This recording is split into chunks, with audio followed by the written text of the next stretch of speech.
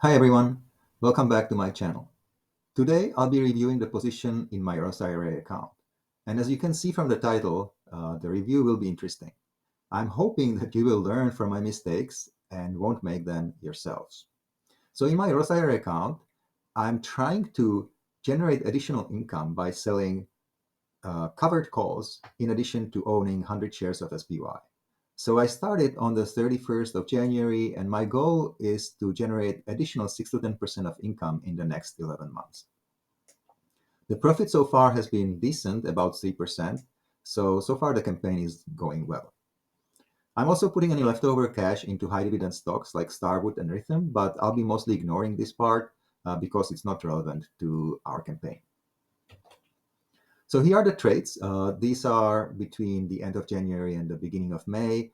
So you can see I started buying 100 shares of SPY on 31st of January. And at the same time, I sold one covered call.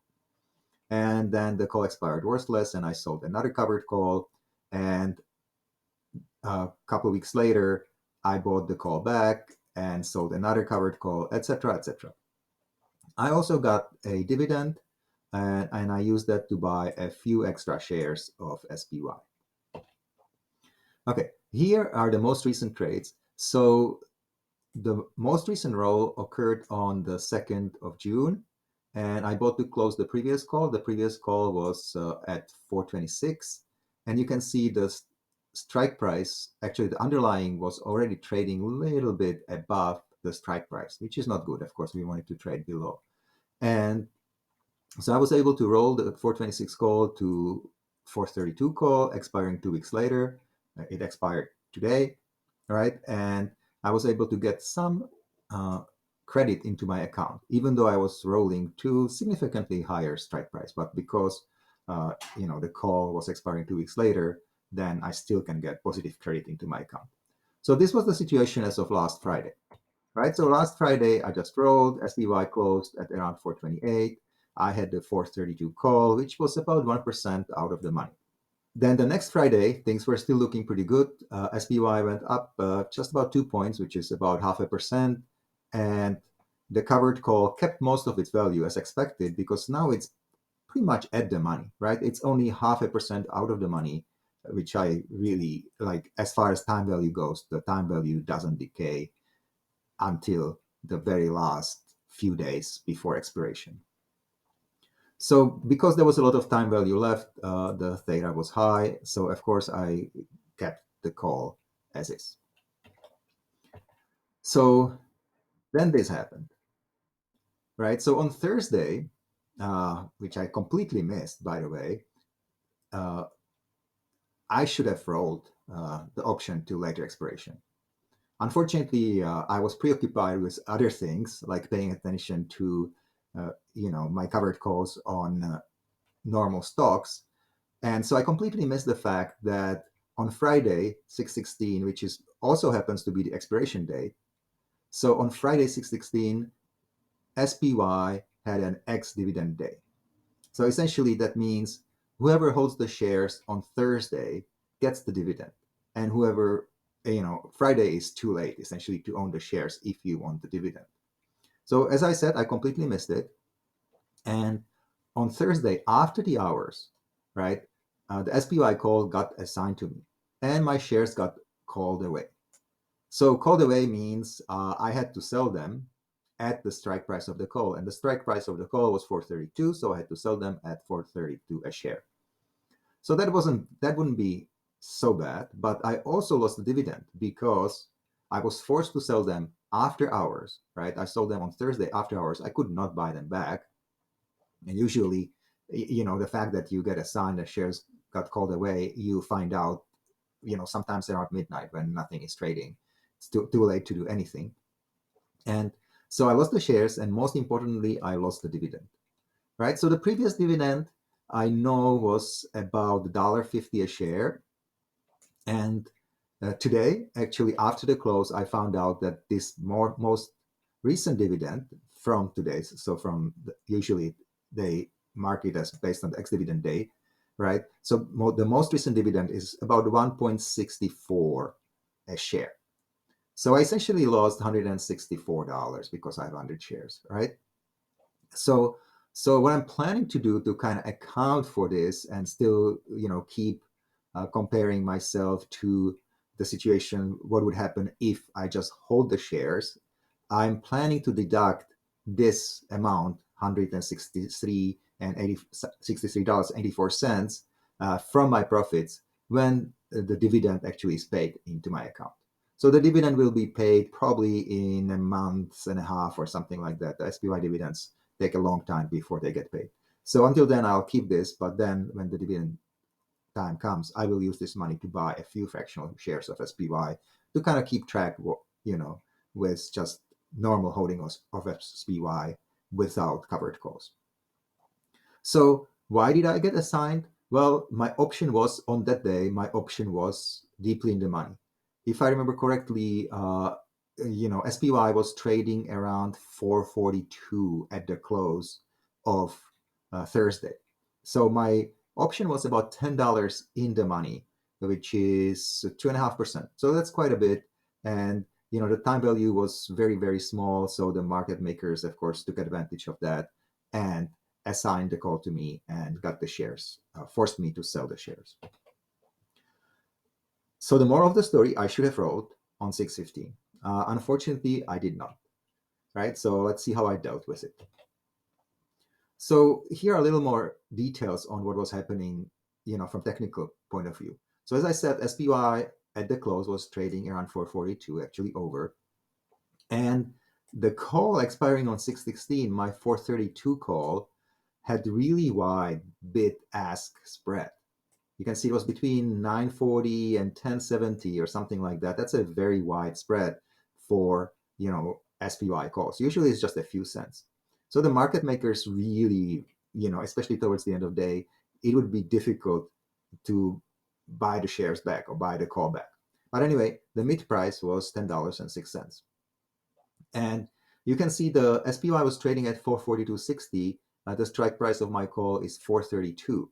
So the intrinsic value was $10.60.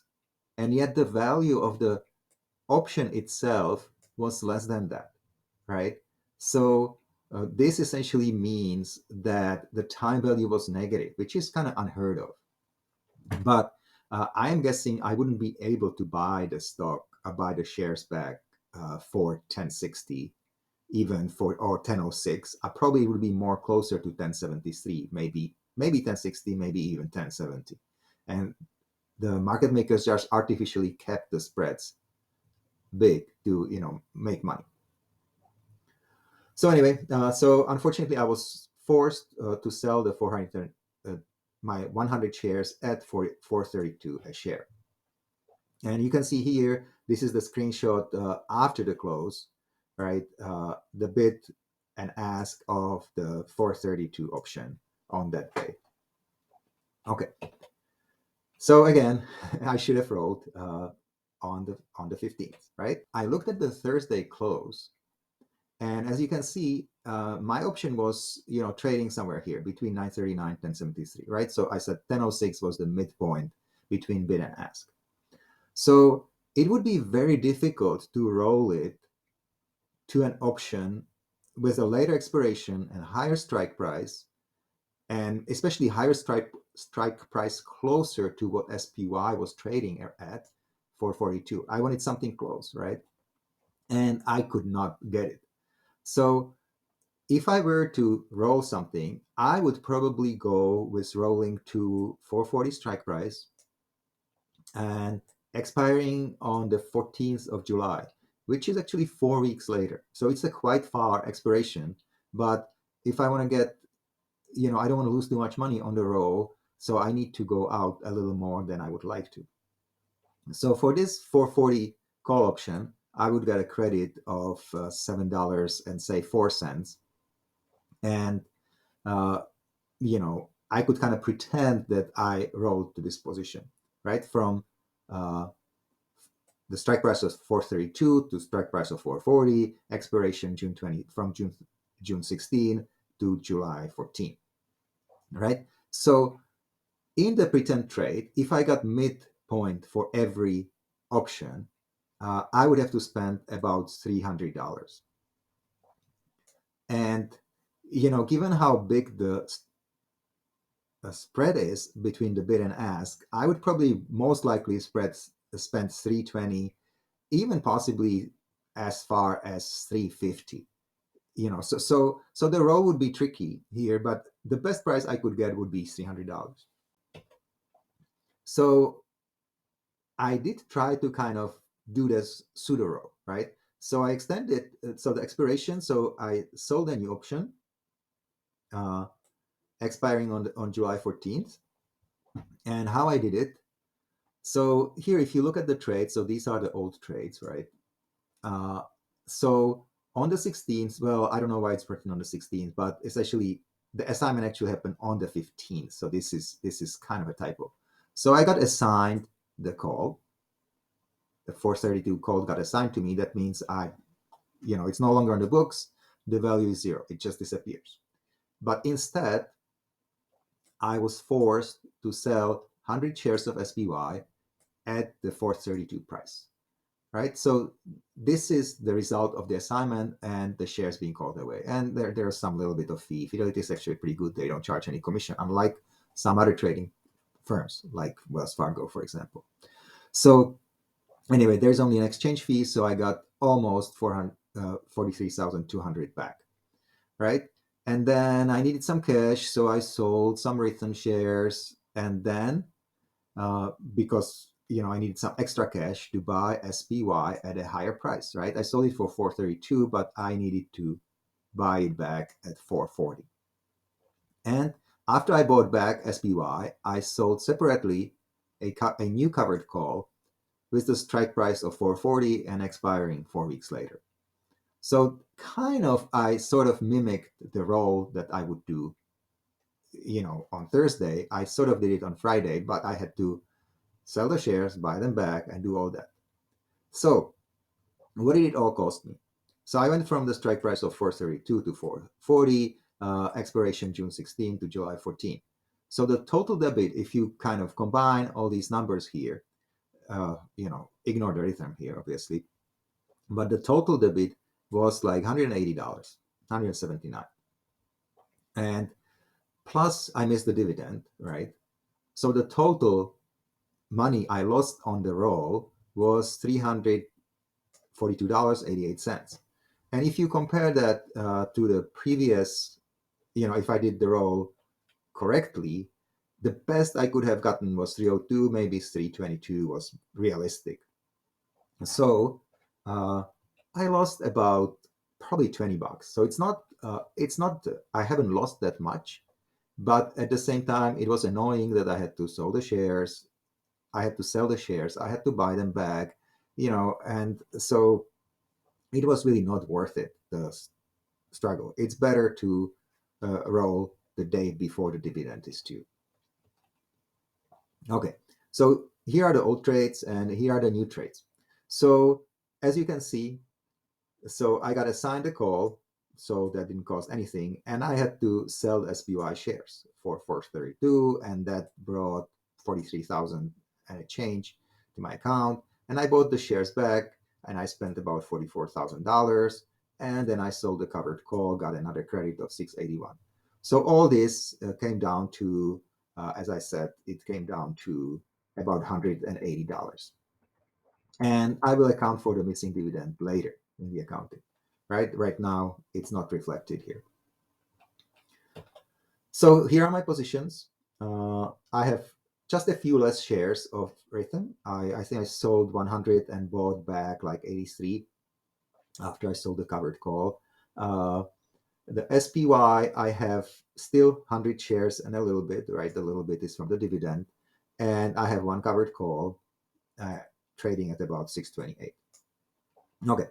So here are the positions. We are kind of back in business. Everything is as if the assignment did not happen, but it was a little bit of a hassle. Here is what the market did. And here is why the assignment essentially happened, right? So you can see that, since Friday, 2 weeks ago, here, the option or the SPY kind of was above the previous strike price, right? This was, I think, 426. So on Friday, when I rolled, already the option was in the money, so I couldn't really roll that high up as I wanted to. So I just rolled to 432.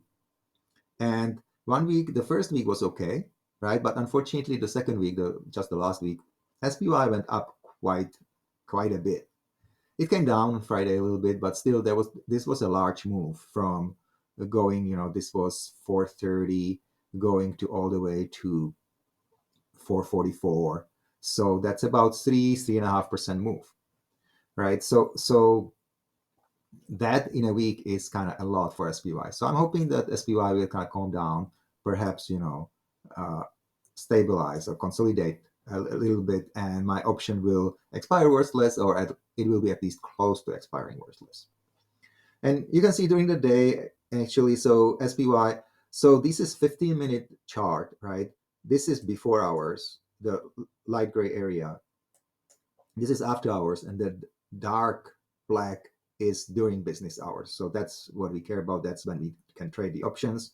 And so SPY opened high, went up a little bit, and then essentially kept going down, right? And I did the roll, or I bought the shares and sold the option somewhere here. And if I waited a little bit, maybe for SPY to come down a bit more, I could have gotten a little better execution price, right? Because the stock price will go down, say 50 cents, but the option price will go down only 25 cents. So I would, overall, I would spend less. It would be smaller debit from my account. So here are the numbers. Just for the last few weeks, as always, I pay attention to the call plus cash column, right? To the yellow or gold column here. So you can see the profits from covered calls have been actually pretty nice, pretty good. But the last week here, the profits went down significantly because SPY went up quickly. So the profits from the covered calls kind of got really smaller because SPY moved up quickly. So when the stock moves up quickly, it's not a good idea to sell covered calls. But of course, you never know in advance, right? So I'm trying to sell the covered calls all the time and hoping that uh, good days and bad days kind of even out, and overall I will have quite a bit of profit. But anyway, the profit from covered calls went down, but the overall profit, you can see the overall profit is actually quite nice, right? We started with a little over $40,000, and now the profit is more than 10%. So the overall profit more than 10%, which is really nice to see. That's from both SPY and the calls combined. So here it's in a graphical form. This is on a weekly chart. You can see nicely, the orange is the overall profit. That's the SPY plus the cash and the covered calls combined. And the yellow is just the covered calls. And you can see we did quite well, but unfortunately, because SPY went up quite a bit, the profit here is down a bit. But, as soon as SPY consolidates or slows down, the growth, then we'll catch up with the profits on the covered calls. So here it is, just daily, on a daily chart, kind of in the last few weeks. Actually, it's April, May, say 2.5 months. And you can see that, again, the same in the last week, the profits from the SPY calls, which is the yellow, kind of got smaller. So what are my plans for next week? Or next few weeks, I should say. So I'm expecting markets to go up, but hopefully not too fast. I'm also expecting some consolidation, and that should help the covered call to stay somewhere at the money, or hopefully not too deeply in the money. So as I said, I didn't have much choice rolling the calls this week, and hopefully in a few weeks, the rolls will get easier if SPY comes down. Again, I should monitor my position. Clearly, I missed it this Thursday. So I should monitor the position in case the options are too deeply in the money.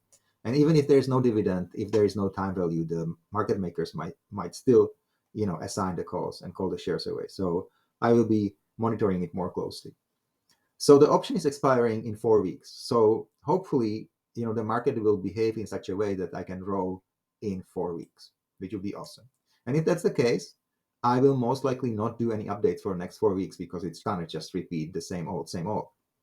So keep an eye on SPY for me, and hopefully I'll see you in 4 weeks. And if I see you earlier, that means something is not right, and I had to do some action to keep my account working well.